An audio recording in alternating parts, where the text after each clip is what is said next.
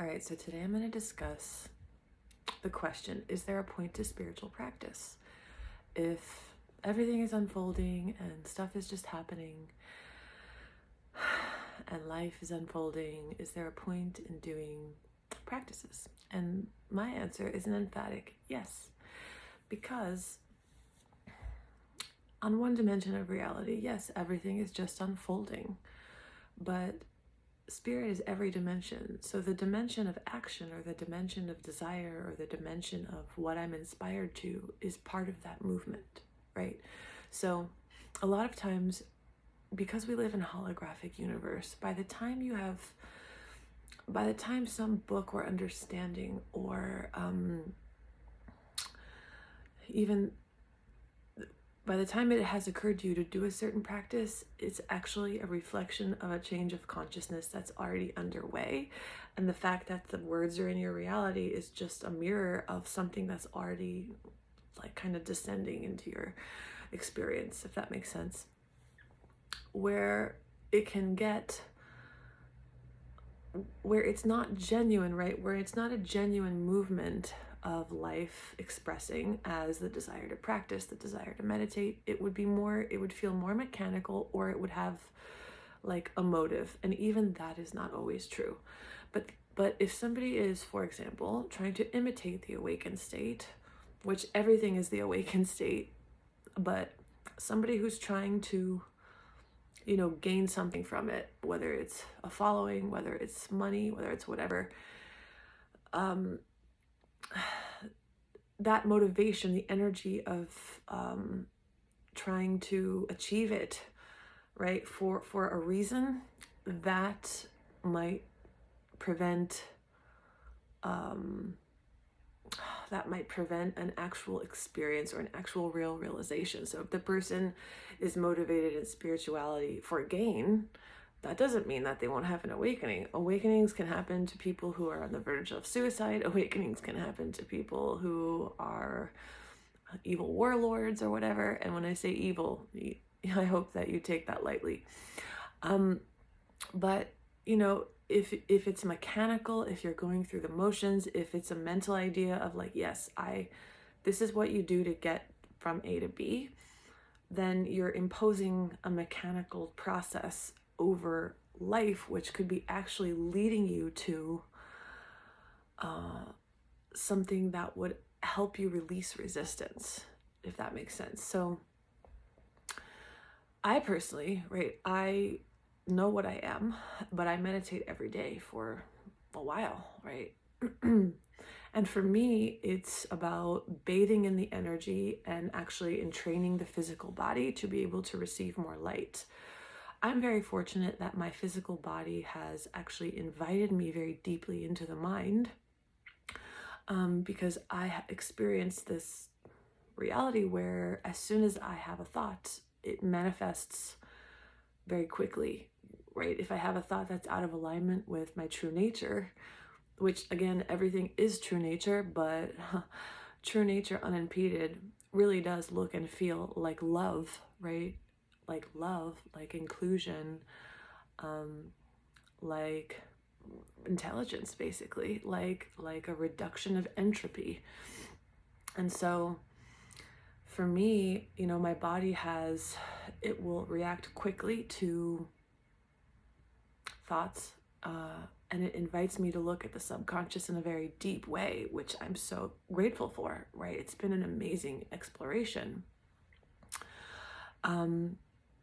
But part of that journey has been that, and part of the Kundalini awakening, and part of I'm a channel, I bring in a lot of voltage, right? And the body has to be able to hold it.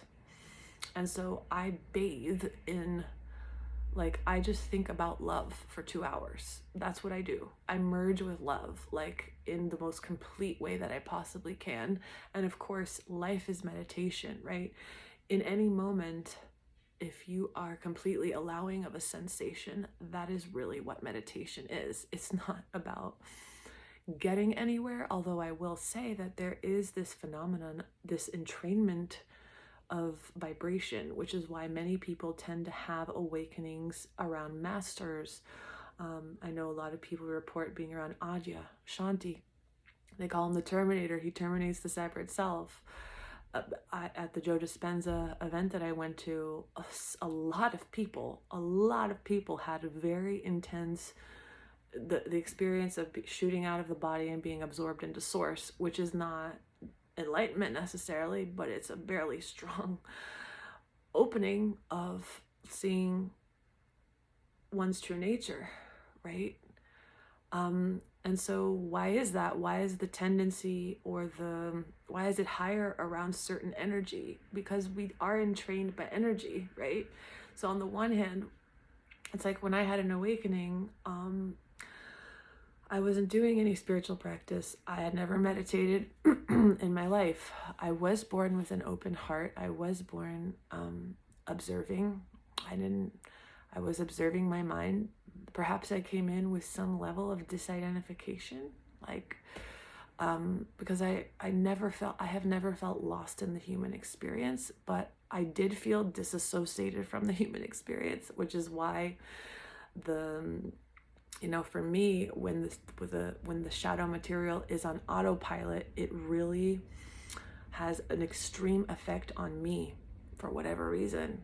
And my heart says, because I have a desire to awaken to reality, to awaken to these things, because that's just what love does, right? That's what love awakens to the moment. So is there a point to spiritual practice? I would say yes.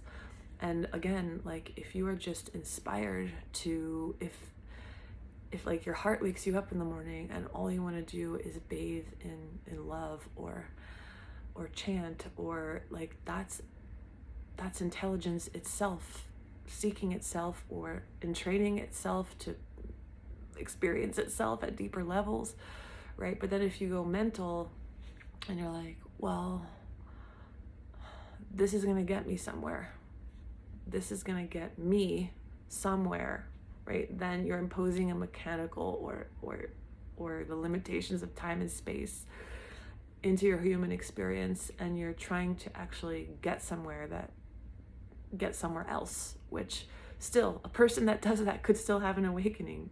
There's no rules. There's really no rules. There's just this appearance of a pattern where vibration does tend to, the entrainment of vibration makes you more available to certain realities. And I want to also, offer you some humble pie, which is, I remember reading in this book that I love. It's called Anna, Grandmother of Jesus. It's a channeled book where Claire Hartsong channels the grandmother of Jesus, who was a master of sorts. She lived for 800 years. She embodied a very light, a tremendous amount of light, yet she still every night channeled the angels and meditated for hours. So does that mean that that's what we should do? No. Some enlightened people, which is not really true, right? A person can't be enlightened, right? Enlightenment, awareness becomes aware of itself, wakes up to itself. A person, when somebody says, I am enlightened, that's not true. But people who embody that state in a very full way, they're all different, right? There are some masters who they don't even appear to care at all about the physical body, like Ramana Maharshi. Like, he let the bugs eat at him. I think there's even like an image of the Buddha, like allowing just the elements to like pretty much dissolve him. Then there's beings like Babaji who stay here on earth incarnated in a body for hundreds, maybe thousands of years, because God as that being wants to stay around and help humanity. Like, there's nothing that enlightenment looks like. Everything is God. God is your ego. God is your deception. God is everything. But in a state where it's not awake to itself. So my message really in a nutshell is, whatever you feel inspired to, for real, Don't let any ideas cancel that out. The movement of life could very well include a spiritual practice. And I don't know what tradition this is from. I heard some people saying this, some people that I learned. I went to this place where I learned a modality called Rohan, and I essentially do shamanic work. I don't use plant medicine, but I walk between worlds and I walk people through their shadows, which is really ironic because ever since the awakening that I've had, my message has always been to put most of your awareness on the light, so that you can even see the shadows. You can't accept something that you don't see, which is why, doing the light work, bathing in the energy is really what you need to do to be able to reclaim the parts of you that are not awake to their true nature. But I was at this place called Delphi in the woods in Georgia, and one of the teachers said, so what do you do after you wake up? What do you do? Well, you carry on, right? You carry on, life carries on. But really, you create your own universe. You create your own universe. And on the one hand, love doesn't want anything. But on the other hand, desire is still moving. Like, life is still moving as desire and as creation. So I remember, right, this was so moving for me to see at the Joe Dispenza retreat that I went to. It was so amazing. At the end, Joe's closing remarks, he was on the stage, he was on his little couch chair, and he was like, so everybody, do you like my dream? I'm almost crying just thinking about it, because he dreamed a dream, because we are the dreamer, and he dreamed a dream, and everybody, the 1,500 people in that seminar, are in his dream of making scientific history where he is proving, he has proved beyond 50% that distance healings and consciousness and how it heals the body. His work is amazing at healing the physical body because he uses music, and I'll talk about that in a second. But he has the amount of love that was at that gathering, the amount of community, the amount of there were people, they did these things called coherence healings, where I'm so moved by that man, Joe Dispenza. They did coherence healings where people lie on the floor and we channel basically God in a more potent way to the people. And all the people that were not chosen as healees, right? Only 75 people were chosen. The members of the seminar rented hotel rooms to be able to do the healings for everybody that wasn't included. And so, to me, when he said, my dream was to make scientific history, scientific history now, he is now allowed into institutions, into hospitals, and he is allowed to do healings on children, distance healings on children, or in-person energy coherence healings on children, because he has invested his energy and time in research, in proving the science of these realities, of these quantum realities, that there is no distance, there is no time, and that you can literally love a part of yourself back into life, right? A part of yourself being any human being. And that doesn't mean save them, right? That doesn't mean, but when everything is in agreement, when somebody desires to receive and you have the ability to give, there's nothing more beautiful than that. So when he said, do you like my dream? I was just I would say, do you have a dream? Do you have a dream? Because you are the dreamer, and what is possible when you understand who you are, and when you don't allow spiritual concepts to keep you in a lot of times, this idea that there's nowhere to go, there's nothing to do, it keeps you in resignation, it keeps you in inactivity, it keeps you in Like, I remember Eckhart Tolle saying, after spending 10 years just being with what is, one day he literally said to himself, I want more.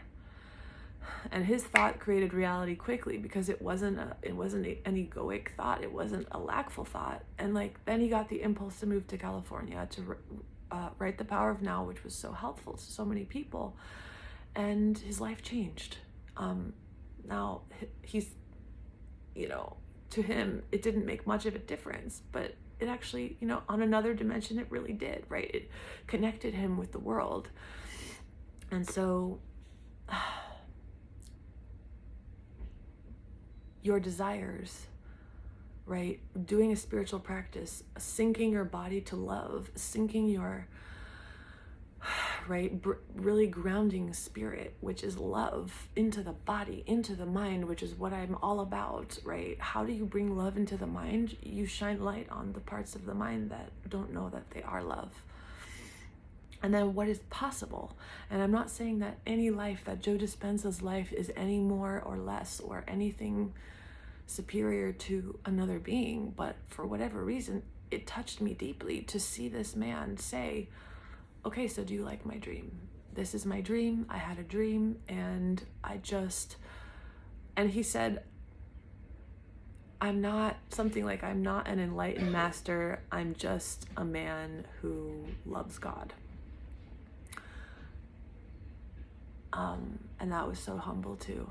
And I'm not saying don't claim your divinity. He certainly does, right? He said, look, I dreamed this dream, 1,500 people, many having very intense awakenings, with meditation assistants, with researchers, with people studying the brain and the heart. Like, this operation that he has put together is so amazing, because he is love. He's a channel of love, and he's channeling it into the world. And he's not fooling himself about, he has a balance between love and severity, like in Kabbalah, Gevurah and Chesed, right? Like, okay, being real with yourself and not letting any unconscious thoughts, not letting any resistant or fearful thoughts move through you, right? But being honest that they're there, and love. And he understands it so well. And so what he has been able to bring into the world is amazing. And just, he has brought so much love into the world.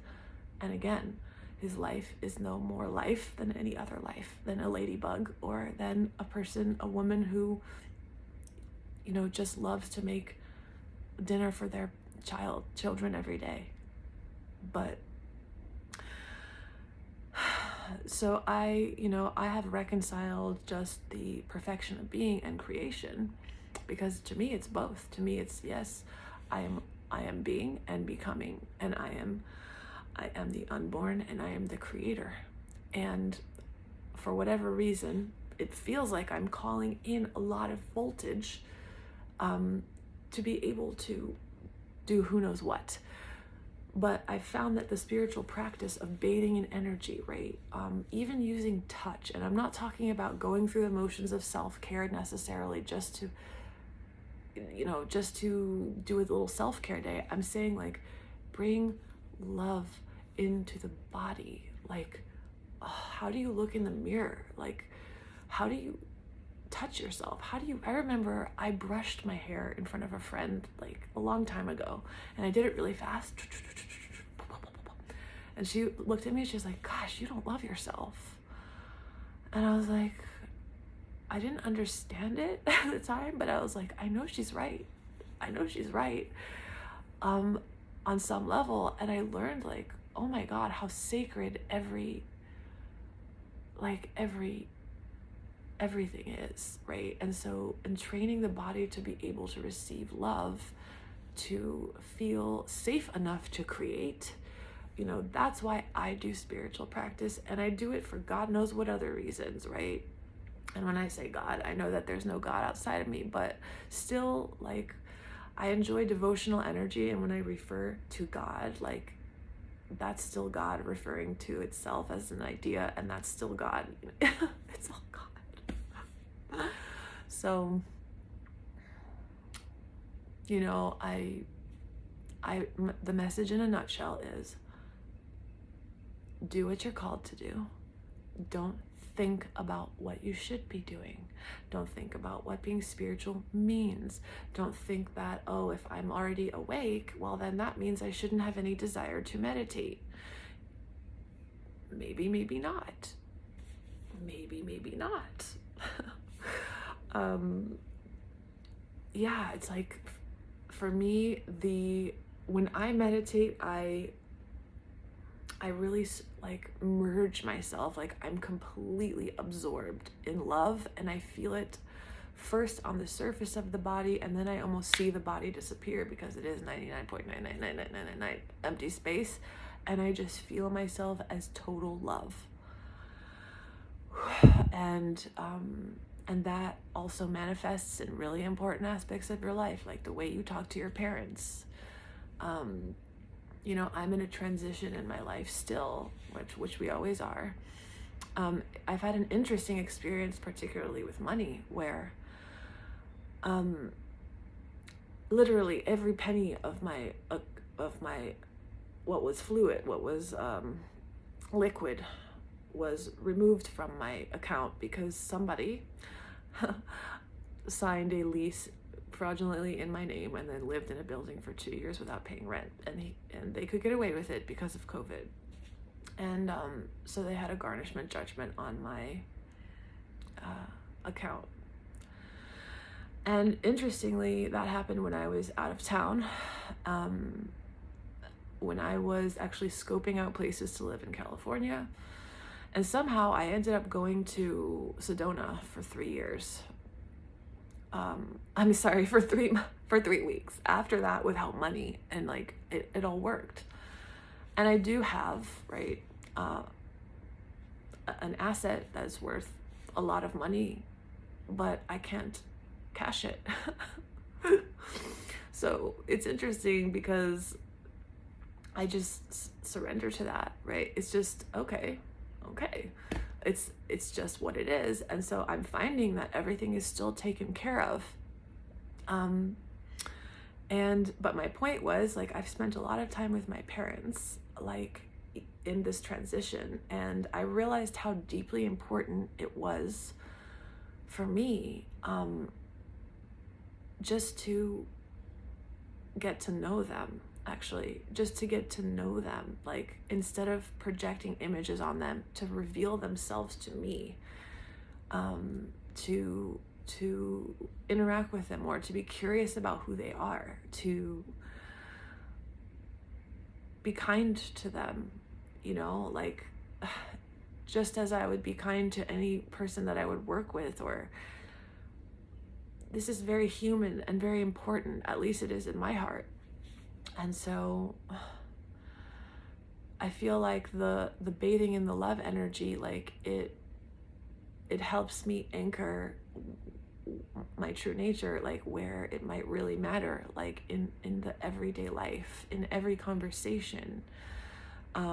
People in spiritual awakening can be very tight and like, oh, because I need to raise my vibration, like I need to stay away from everything. And I encourage very deeply using your discernment and free will to make choices. But there's something so incredible about witnessing what was once perceived as dangerous being revealed as love and as mystical. So that's why I meditate. I meditate because I'm real with myself, and where I find myself being short with someone, or where I find myself having a childlike reaction and that might hurt someone, like, I honestly don't want to be that person anymore.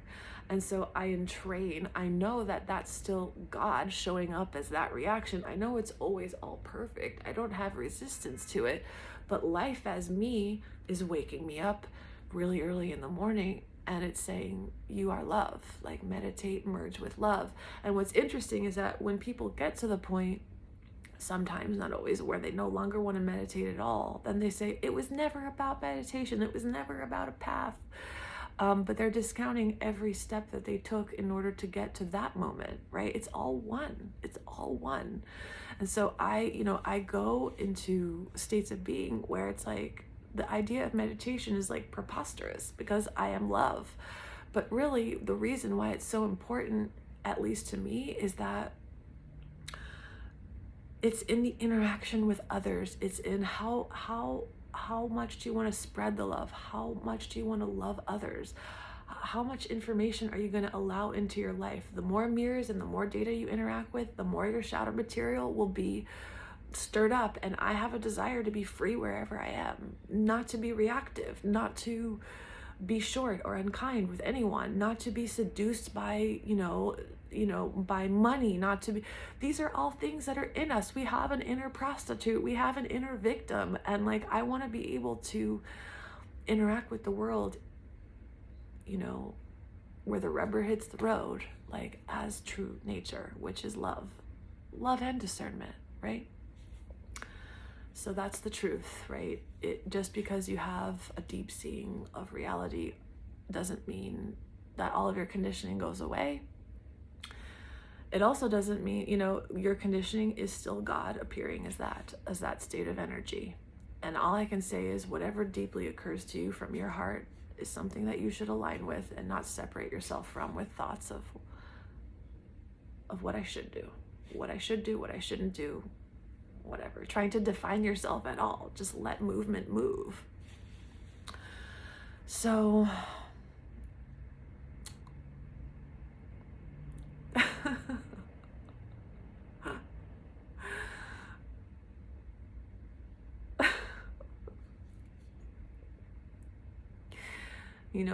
the essence of meditation is non-escape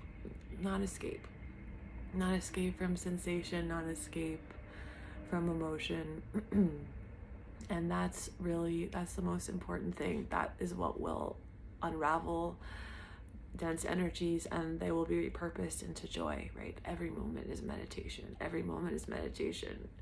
Right? If you listen to a video like this and it resonates with you, but then you go onto your phone or something and you scan or like go on the social medias and like numb out again, that's still God doing that. You're always that. But is there an impulse inside you that wants to be a little more awake to the moment, then I would ask myself, is there something I'm avoiding when I'm distracting myself?